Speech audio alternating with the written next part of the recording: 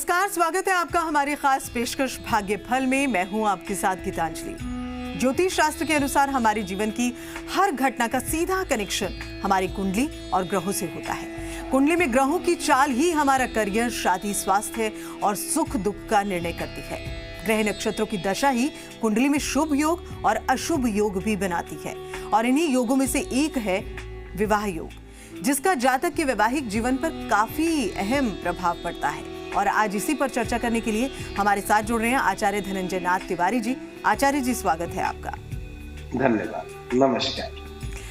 तो अगर आप भी विवाह योग के बारे में विस्तार से जानना चाह रहे हैं, तो इसी से जुड़ी कोई भी शंका अगर आप दूर करना चाहते हैं, तो आप हमारे साथ जुड़ सकते हैं। आचार्य जी से सीधा प्रश्न आप कर सकते हैं इससे जुड़ा हुआ, जिसके लिए आपको एक नंबर डायल करना है। वो नंबर है 0120-7153-787 और 0120-715-3826। ये नंबर टेलीविजन स्क्रीन पर आपके लगातार आता रहेगा। आप इस नंबर पर कॉल करके आचार्य जी से सीधा अपना सवाल पूछ सकते हैं।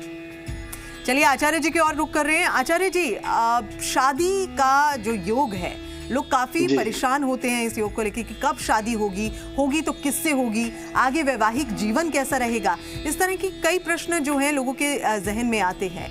फिलहाल तो आपसे ये जानना चाहेंगे कि इसका जो योग है शादी विवाह का, कहाँ कौन से ग्रह से देखा जाता है, कुंडली में कौन सा ग्रह है जो इसको दर्शाता है? जी गीतांजलि जी, गृहस्थ जीवन में विवाह सबसे महत्वपूर्ण इकाई है, जो कि गृहस्थी को व्यवस्थित करने में बड़ी ही महत्वपूर्ण भूमिका रखती है। लेकिन गृहस्थ जीवन का आरंभ, जो वैवाहिक प्रक्रिया है, वो दिन प्रतिदिन जटिल होती जा रही है। अब तो विवाह की जो प्रतिष्ठा है वो भी प्रभावित और पीड़ित होने लग गई है। प्राचीन काल से विवाह की अलग अलग परंपराएं रही है, अलग अलग प्रथाएं रही है। लेकिन जब विवाह की विघ्न बाधा की बात करते हैं, तो इसमें मैं एक बात जरूर कहना चाहता हूं। देखिए, विवाह का जो योग है, वो एक तो विवाह होने में जो विघ्न बाधा है, देरी है, विवाह होने के बाद का जो वैवाहिक जीवन है, विवाह के सुख की बात यदि करें तो हर प्रकार से मैंने देखा, सूर्य से लेकर के राहु केतु तक बहुत ही कम ग्रह ऐसे हैं, जैसे चंद्रमा, जैसे शुक्र और जैसे बुध। इन तीन ग्रहों को छोड़ करके मैंने किसी भी ग्रह को नहीं देखा कि शुभ फल दे यदि ये सप्तम भाव से संबंध रखे। अब आप इसी से अंदाजा लगा लीजिए कि केवल चंद्रमा, केवल शुक्र और केवल बुध, ये तीन ग्रह ऐसे हैं जिन पर मैं पूर्णतया विश्वास के साथ कह पाऊंगा कि ये वैवाहिक सुख में सहयोग दे पाए। अन्यथा ये जितने भी ग्रह हैं, चाहे वो सूर्य हो, चाहे वो मंगल हो, चाहे वो राहु हो, चाहे वो बृहस्पति हो, ये शनि हो, ये सारे ग्रह कहीं न कहीं पीड़ा ही देते हैं वैवाहिक सुख के लिए। और सप्तम भाव में यदि ये विराजमान हो गए, विशेष रूप से यदि मैं सूर्य की बात करूं, तो विवाह हो जाए, यही बहुत बड़ी बात है। सप्तमस्थ सूर्य में तो विवाह हो पाना असंभव सा लगता है। जातक को ये भरोसा ही नहीं होता कि क्या मेरी भी शादी हो पाएगी।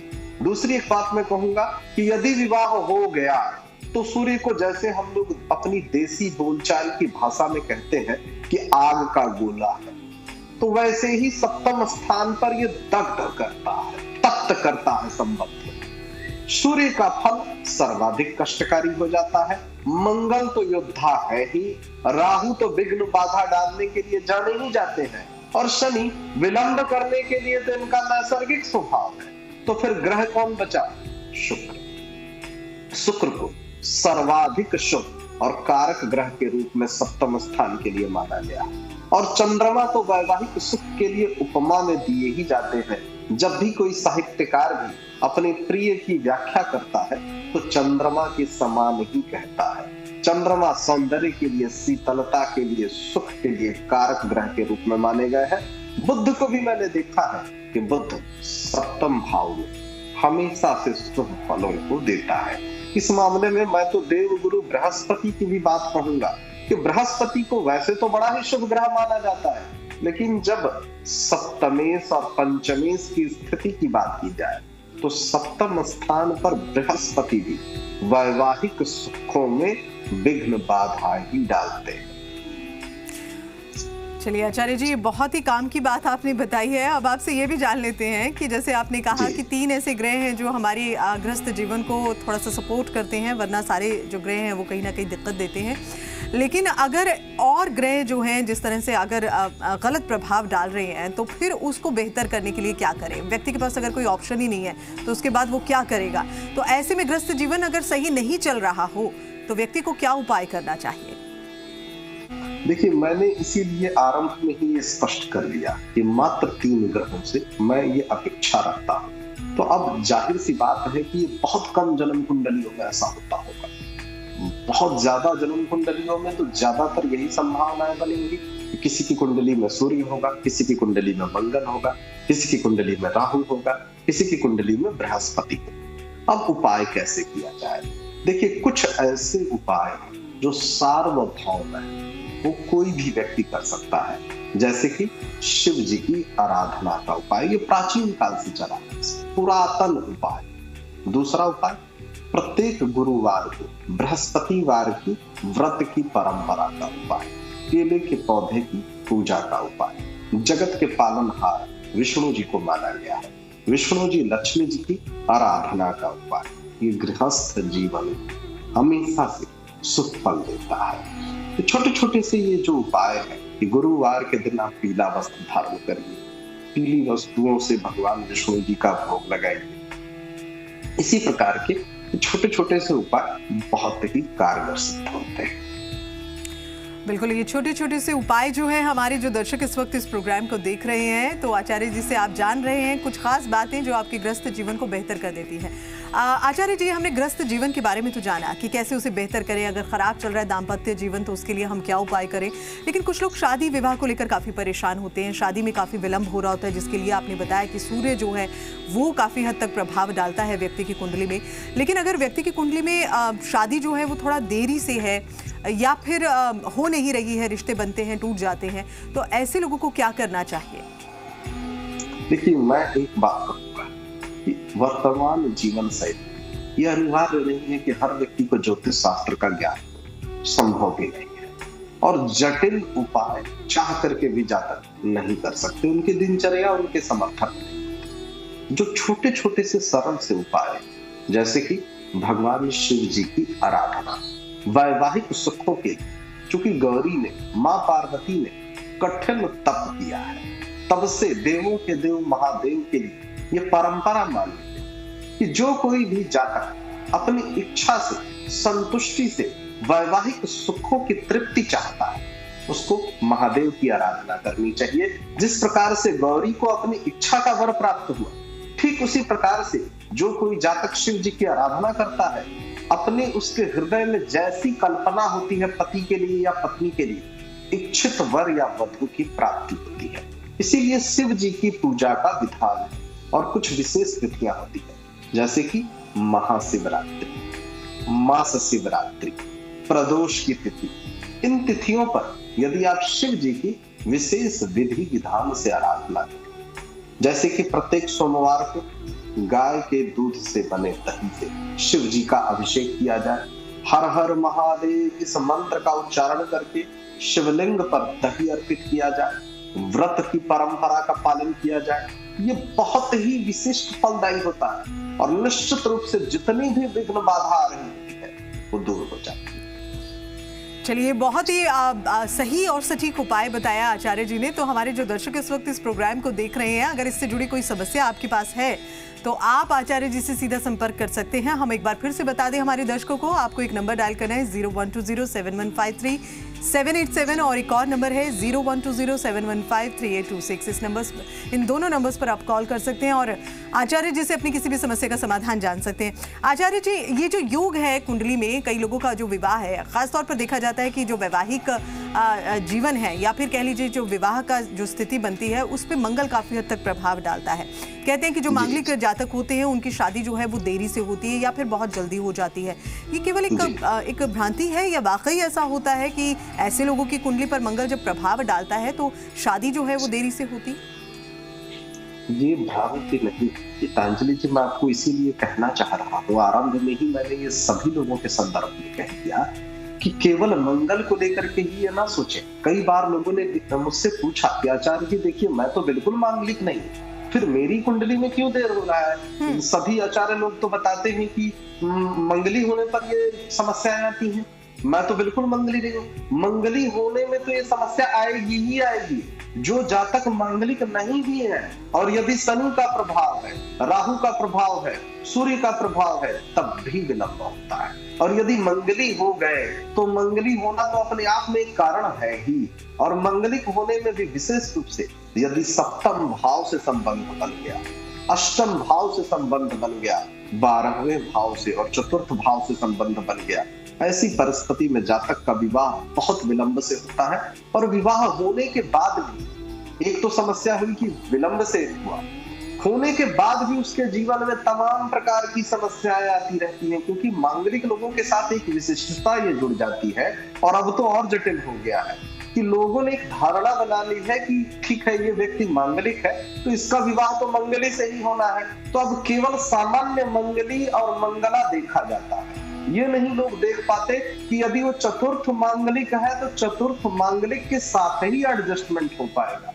और ये बड़ा जटिल भी है, कैसे कोई इतना परफेक्ट मैच करा पाएगा, बहुत जटिल है वर्तमान की जीवन शैली में। और यही कारण है कि मंगल अपना दुख दे ही देते हैं।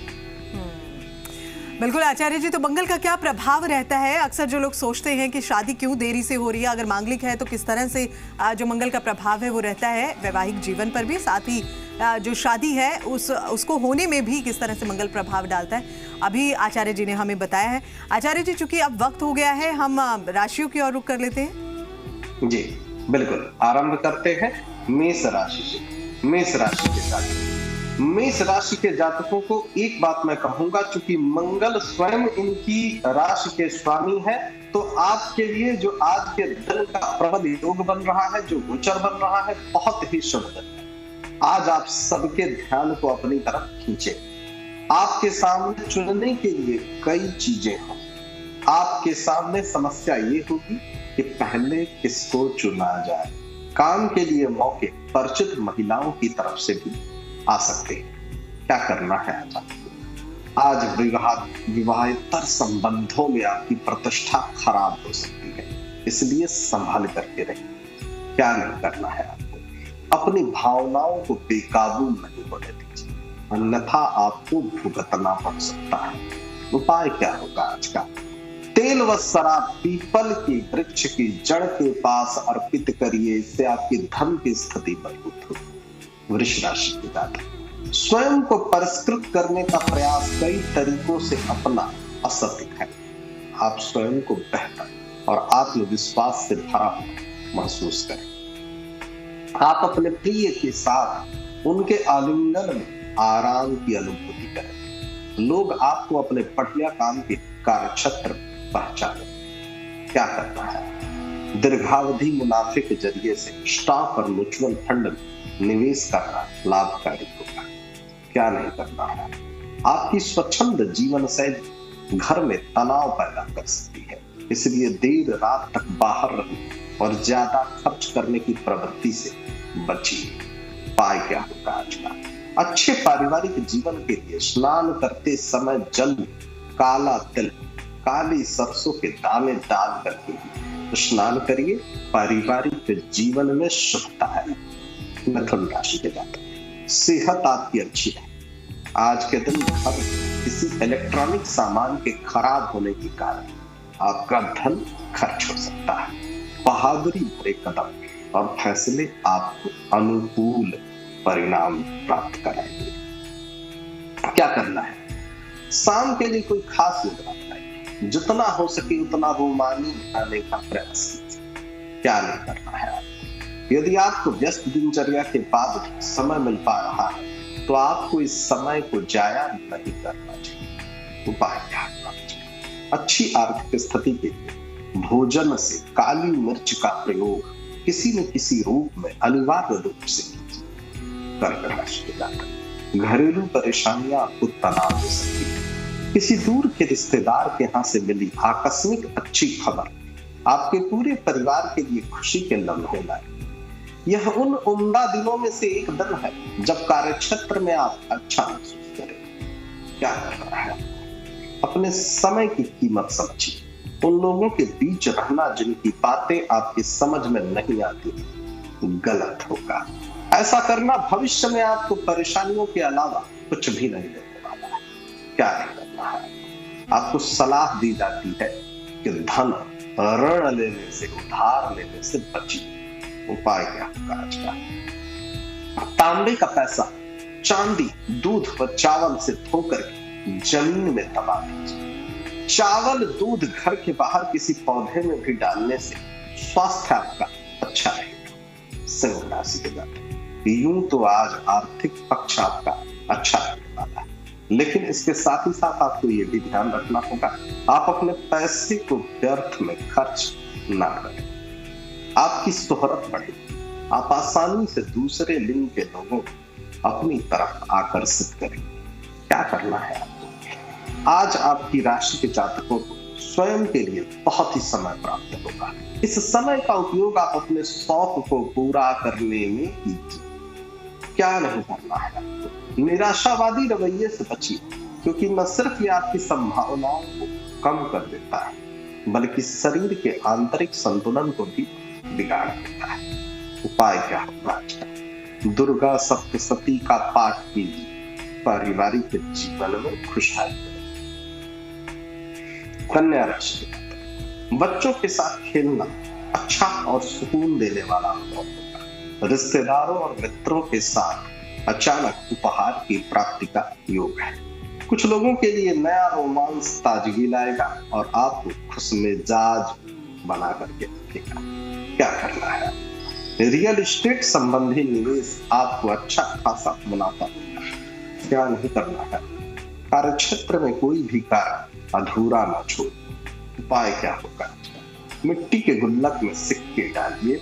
भर जाने पर किसी तीर्थ स्थान या बच्चों को गिफ्ट के रूप में दे दीजिए। आपका स्वास्थ्य अच्छा रहेगा। तुला राशि के जातक, मित्रों या परिवार के सदस्यों के साथ मौज मस्ती भरी यात्रा आपको सुकून देगी। अटके हुए कार्यों में एक चीज हो सकता है कि आपका धन खर्च हो। आपके दिमाग पर ये जो कार्य है अच्छा है। घर में परेशानियां पैदा हो सकती हैं, लेकिन अपने साथी को छोटी छोटी बातों के ताना देने से बचिए।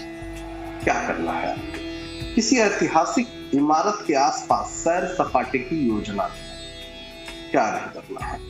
किसी भी व्यक्ति से मतभेद में पड़ने से बचिए। उपाय क्या होगा? आर्थिक स्थिति को मजबूत करने के लिए चांदी के बर्तन में दही का सेवन करें। वृश्चिक राशि के जातक, सेहत से जुड़ी परेशानियां असहजता का कारण बन सकती है। घर पर मेहमानों का आना दिल को बढ़िया और खुशगवार बना देगा। अपना बायोडाटा भेजने या किसी इंटरव्यू में जाने के लिए बहुत ही अच्छा समय। क्या करना है आपको? जिन व्यापारियों के संबंध विदेशों से हैं उन्हें आज धन हानि होने की संभावना है, इसलिए आज के दिन सोच समझ करके न। क्या नहीं करना है? अपने समय की कीमत को समझिए। उन लोगों के बीच रहना जिनकी बातें आपकी समझ में नहीं आती हैं कष्टकारी होगा। ऐसा करना भविष्य में आपको परेशानियां ही देने वाला है, इसके अलावा कुछ भी नहीं। उपाय क्या होगा आज का? अच्छी सेहत के लिए सूर्योदय के समय सूर्य नमस्कार। धनु राशि के जातक, आज हर कोई आपसे दोस्ती करना चाहता है। आप उनकी ये इच्छा पूरी करने में खुशी की अनुभूति करें। अचानक मिला कोई सुखद संदेश नींद में भी आपको मीठे मीठे सपने देगा। घर के छोटे सदस्यों के साथ गप्पे लगा करके आज आप खाली समय का अच्छा इस्तेमाल कर सकते हैं। क्या करना है आपको? ऐसी गतिविधियों में संलग्न रहिए जो आपको सुकून दे। क्या नहीं करना है? कार्यों में धीमी प्रगति हल्का सा मानसिक तनाव दे सकती है, इसलिए बेहतर होगा कि अपने कार्य को पूरा मन लगा करके कीजिए। उपाय क्या होगा आज का? अच्छी आर्थिक स्थिति के लिए काले जूते व छाते का दान किसी गरीब व्यक्ति को। मकर राशि के जातक, शक्ति स्वभाव के कारण आपको हार का मुंह देखना पड़ सकता है। अगर आप लोन लेने वाले थे, काफी दिनों से आप इस यदि कार्य में लगे हुए थे, तो आज के दिन आपको लोन मिल सकता है। हितकारी ग्रह कई ऐसे कारण पैदा करेंगे जिनकी वजह से आज आपको खुशी की अनुभूति हो। क्या करना है आपको? मनोरंजन से जुड़ी गतिविधियां मजेदार रहेंगी अगर पूरे परिवार की उसमें सहभागिता बन जाए। क्या नहीं करना है आपको? अपनी नौकरी से चिपके रहिए, दूसरों से उम्मीद नहीं कीजिएगा, वो आकर के आपकी मदद नहीं करने वाले। उपाय क्या होगा आज का? पानी वाला नारियल शिव जी को अर्पित करिए, नौकरी या व्यापार में उन्नति हो। कुंभ राशि के जातक, आज किसी विपरीत लिंगी की मदद से आपको कारोबार या नौकरी में धन लाभ का प्रबल बन रहा है। पड़ोसियों से झगड़ा आपका मूड खराब कर सकता है, लेकिन अपना आपा नहीं खोइए, इससे सिर्फ आग भड़के। क्या करना है? परिवार की उम्मीदों पर खरा उतरने के लिए आपको कुछ कर दिखाने की जरूरत है। क्या नहीं करना है? ख्याली पुलाव पकाना आपकी मदद नहीं करता, बल्कि ऐसा ना करिए तो बेहतर होगा। उपाय क्या होगा? शरीर पर किसी भी तरह चांदी धारण करिए, स्वस्थ आपका अच्छा रहेगा। मीन राशि के जातक, आज के दिन आपके चेहरे पर मुस्कान बिखरी रहे। अजनबी भी जाने पहचाने से महसूस होंगे आपको। संभव है कि कोई आपसे अपने प्यार का इजहार करे। आज आप कड़ी मेहनत और कार्य क्षेत्र में आपका जो पुराना परिश्रम है रंग जरूर दिखाएगा। क्या करना है? ऐसे मित्रों के साथ बाहर जाइए जो आपके हालात और जरूरतों को समझते हैं। क्या नहीं करना है? बेवजह अपना धन खर्च ना होने दीजिए। उपाय क्या होगा आज का? अपने बड़े भाई के विचारों का सम्मान करने व उनकी बात मानने से आर्थिक स्थिति में सुधार होगा। और अंत में उन जातकों को उपाय बताता हूं जिनको कि उनकी राशि का ज्ञान नहीं है। हनुमान जी की आराधना करें और हनुमान चालीसा का नित्य नियमित पाठ करना, ये समस्त परेशानियों से बाहर निकलने का बड़ा ही सरल सा मार्ग है। इस उपाय को करिए, निश्चित रूप से सभी कष्टों से छुटकारा। बहुत बहुत धन्यवाद आचार्य जी, ये बहुत खास बातें आपने बताई। साथ ही राशि के बारे में भी हमारे तमाम दर्शक जो इस वक्त इस प्रोग्राम को देख रहे हैं वो भी जान चुके हैं कि उनकी राशि आज कैसा प्रभाव डालेगी। बहुत बहुत शुक्रिया, धन्यवाद, नमस्कार। और इसी के साथ भाग्य फल में फिलहाल इतना ही। आगे देखिए सुपरफास्ट।